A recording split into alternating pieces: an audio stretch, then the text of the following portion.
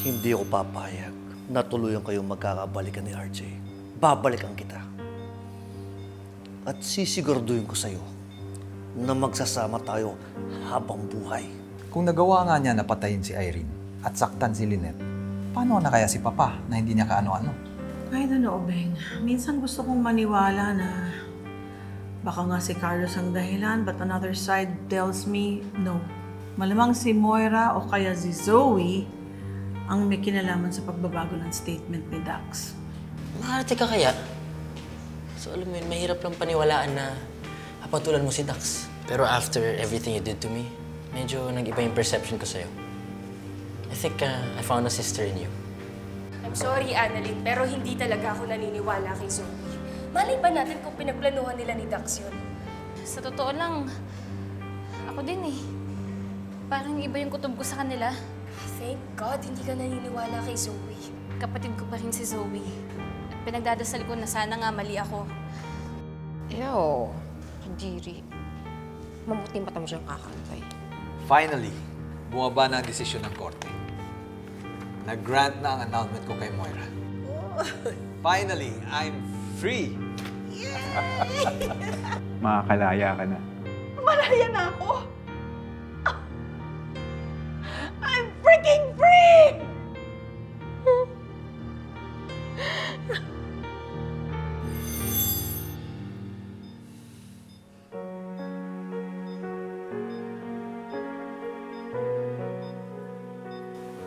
Lynette, may babalita lang ako sa'yo.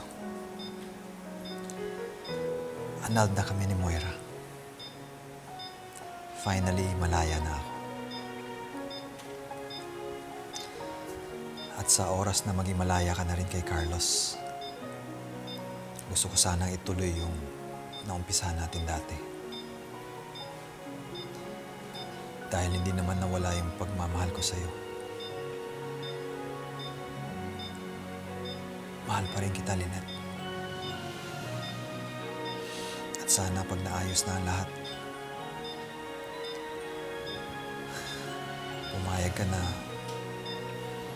umalik ako sa buhay mo para mabuo na rin yung pamilya natin ni Annalyn.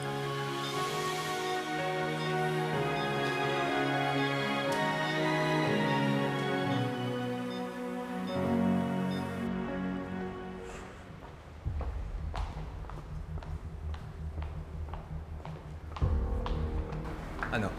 Walang hiya ka? Ba't di mo ako sinipot? Mukha akong tangang antay ng antay sa'yo. Tawag ako ng tawag, hindi ka sumasagot. Sa lahat ng ayoko, yung ginagawa kong tanga.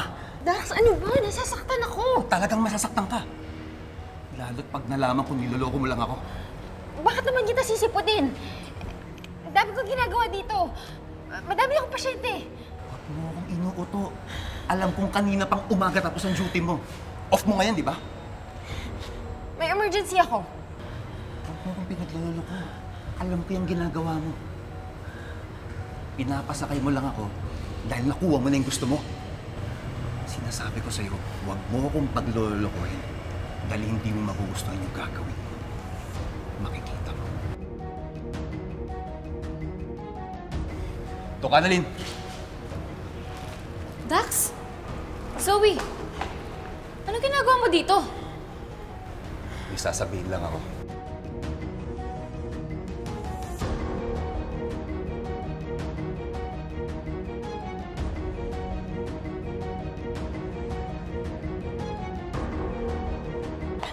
Don't believe anything he says.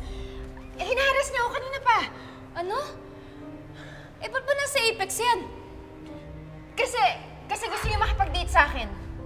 And I said no. Kasi ayoko. Tsaka hindi papayag si Daddy. Pwede ba, Dax? Unting respeto naman. Hindi porket may utang na loob sa'yo yung tao, ibig sabihin pwede mo nang ipilit yung gusto mo. Kapag ayaw niya, ayaw niya.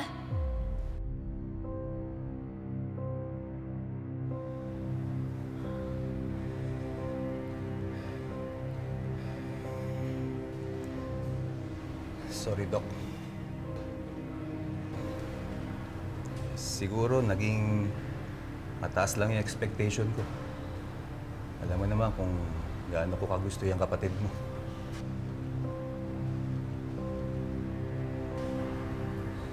Dr. Tanyag, pasensya na. Hindi na mauulit. Siguro nga talagang masyadong malayo yung agwat natin dalawa. Kasi ang katulad kong kriminal ay para lang sa kriminal. Kayo mga doktor, bumubuhay kayo ng tao. Kami, pumapatay kami ng tao. Magiging bagay lang siguro tayo kung sakaling nakapatay ka na. O pwedeng kung anak ka ng kriminal. Pero nga pala, hindi naman kriminal si Moira, di ba? Di ba? Pwede bang tumigil ka na lang? Umalis ka na kaya? So, paano, doktora? Goodbye na to. Magkita na lang tayo sa korte. Kapag gumugulong na yung kaso laban sa nanay mo. Ay! Este kay Doc Carlos.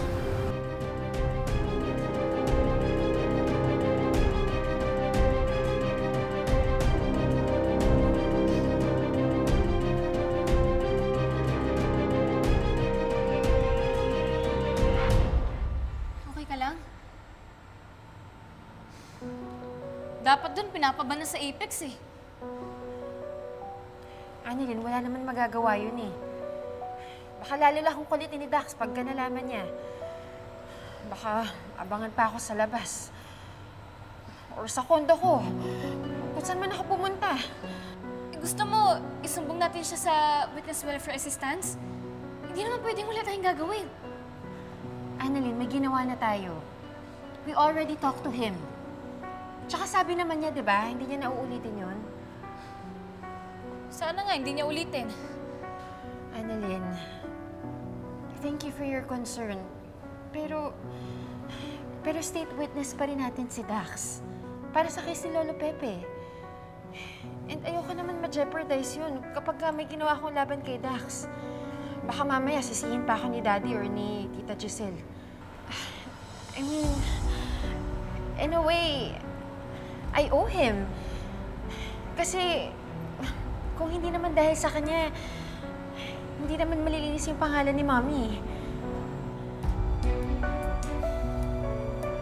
Sige. Basta, kapag hinaras ka pa ulit niya, magsusumbong na ako.